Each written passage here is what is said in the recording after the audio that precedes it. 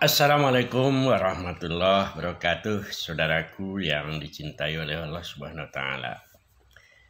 Pada siang yang berbahagia ini, kita mau berbicara tentang bagaimana Minangkabau menyusun budaya dan kehidupan mereka, terutama yang berhubungan dengan kehidupan masyarakat. Di mana kita tahu bahwa kehidupan masyarakat Minangkabau itu memang sudah tersusun secara rapi. Bajanjang naik, batang go turun. Artinya sudah ada ketentuan-ketentuan yang sesungguhnya sudah menjadi aturan yang baku dalam kehidupan. Bila ini dipegang teguh, maka insya Allah tatanan masyarakat kita semakin lama akan semakin baik. Tapi kalau tidak, maka tatanan masyarakat kita akan semakin goyah. Salah satu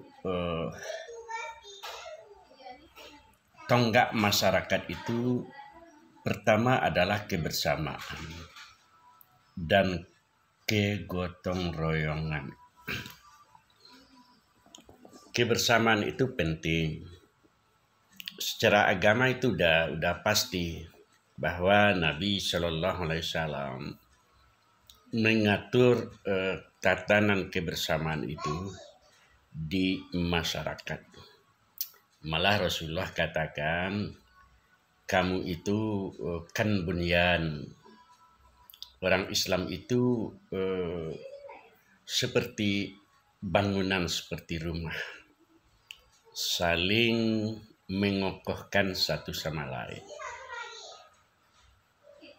bukan saling merendahkan, menghina atau menjatuhkan. Yang kedua, masyarakat Minangkabau itu dicontohkan oleh Nabi sebagai lebah.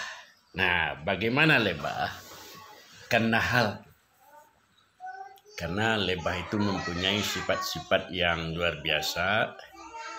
Kesemuanya baik, makannya bagus, tempat hinggapnya bagus, minumnya bagus. Kemudian ada oleh-oleh yang dapat diberikan kepada umat, yaitu madu. Tapi, nah ini tapinya, ada satu yang penting kita ingatkan dan kita sebut-sebut di sini, yaitu kebersamaan. Maka lebah itu seperti suatu komunitas yang sangat kuat. Mereka kalau ada musuh itu datang bersama-sama, dan kalau ada bahaya-bahaya mereka juga bersama-sama. Tatanan masyarakat mereka itu bagus. Ada ratu atau raja, kemudian ada pekerja dan sebagainya. Nah, ini ahli kehewanan lah atau zoologi yang tahu tentang itu.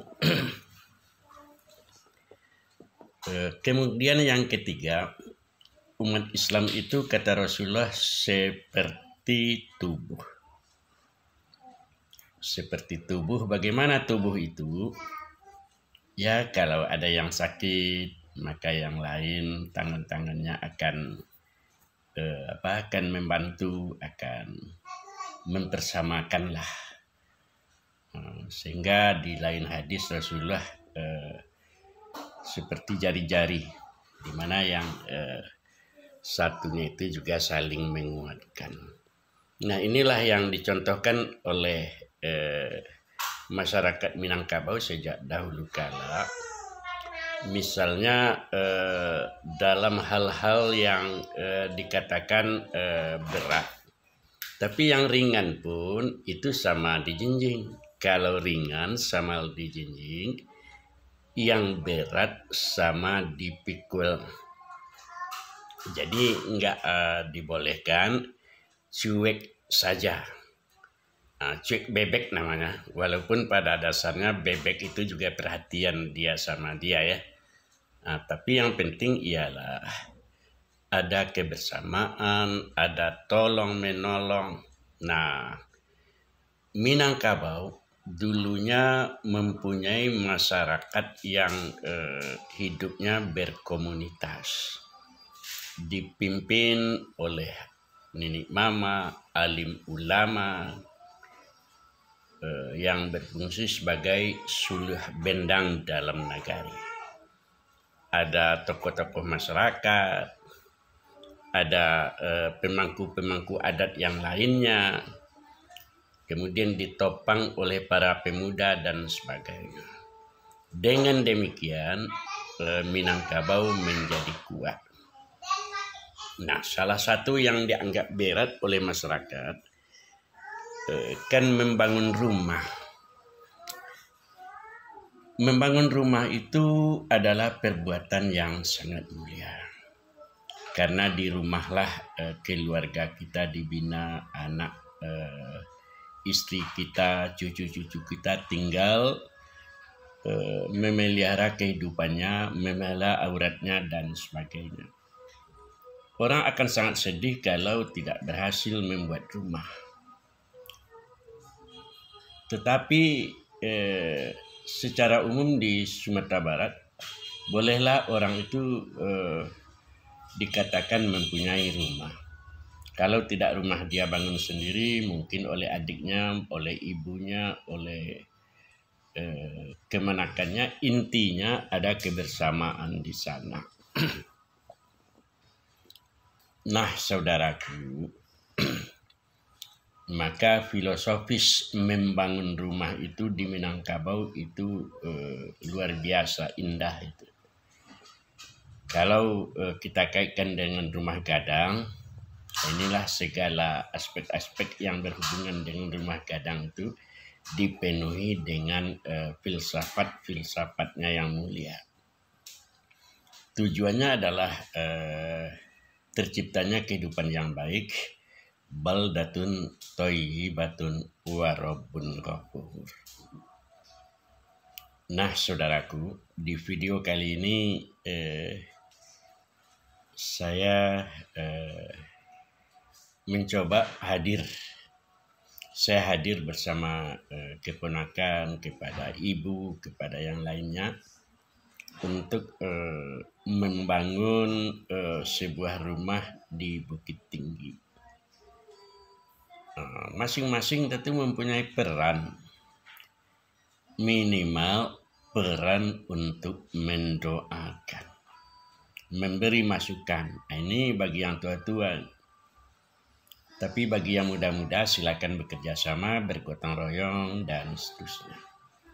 Ujung-ujungnya kebersamaan itu terwujud dalam suatu bangunan.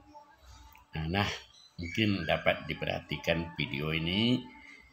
Ini adalah contoh untuk kita membangun kebersamaan di Minangkabau. Bare samo di pikue, ringan samo di jinjang.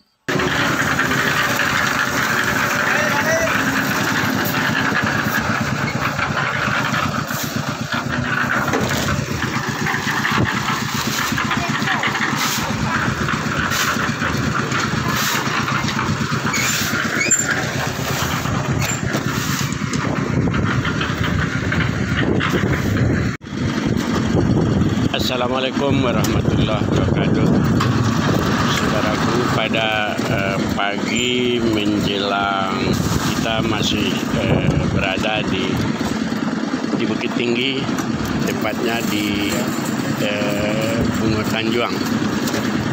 Sedang bekerja para tukang untuk membangun rumah kamanakan. Inilah para tukang yang bekerja dengan sungguh-sungguh, dan dapat kita lihat dengan memakai alat yang molen ya. Mereka persiapkan dengan sebaik terasa lebih gampang. Dipimpin oleh tukang yang tidak asing lagi, Tuan Sarif. Nah, ini sang keponakan kita, Aris. Nampak Gunung Merapi dari sini ya. Gunung Merapi dan Gunung Singgalang.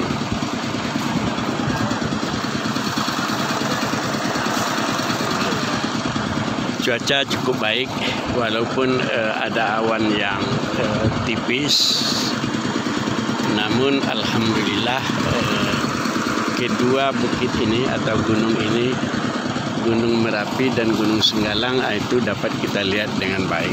Ini gunung di depan kita ini Gunung Singgalang dan ini Gunung Merapi.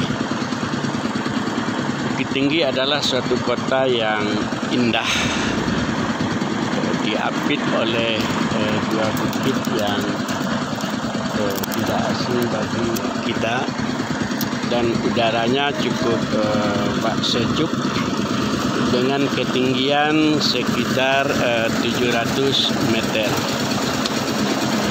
Walaupun kita berada bekerja dalam suasana matahari yang agak terik, namun terasa tidak terlalu panas ini dibandingkan dengan Padang misalnya. Kalau panas terik ini luar biasa, tapi di sini walaupun panas cukup terik lah, namun terasa masih sejuk. Nah, ini. Nah, di Minangkabau ini pada umumnya bekerja itu secara bergotong royong, apalagi dengan pekerjaan-pekerjaan yang berat seperti ini, mencor lantai, mengamalkan suatu amalan yang nasihatlah dari orang-orang tua kita. Anak di pangku kamanakan di bimbing, kurang kampung dipategangkan. Artinya kebersamaan itu masih terasa sangat tinggi nilainya, dan dilakukan secara bersama-sama bergotong royong. Walaupun misalnya tukang, tentu karena mereka adalah sebuah profesi yang yang dilakukan dengan bersungguh-sungguh, tentu mereka itu akan diberi gaji sebagaimana ketentuan yang atau kesepakatan yang diberikan atau yang dilakukan. Tapi intinya kebersamaan itu tetap ada di sini. Walaupun mereka diberi gaji, tetapi mereka tetap mengutamakan kegotong royongan. Dalam arti kata caro awak sama awak. Nah, ini barangkali saudaraku yang menjadi perhatian bagi masyarakat kita di Indonesia, terutama di Sumatera Barat, di Minangkabau. Ada pepatah yang mengatakan duduk surang basampi-sampi, duduk samo balapang-lapang. Apa maksudnya? Kalau seorang yang memikirkan itu akan sulit, akan banyak masalah-masalah yang pada akhirnya akan terasa berat. Tapi kalau duduk bersama-sama, nah itu berlapang-lapang. Bagi masyarakat yang tidak memahami pepatah seperti ini akan sulit memahami. Duduk bersama balapang-lapang, duduk surang basampi-sampi. Padahal secara logikanya kalau orang tidak memahami, dia akan mengatakan duduk sendiri berlapang-lapang, duduk pasamu bersamping-samping. Tapi di Minangkabau duduk sedang itu bersamping-samping, duduk pasamu berlapang-lapang. Nah, inilah saudaraku. Assalamualaikum warahmatullahi wabarakatuh.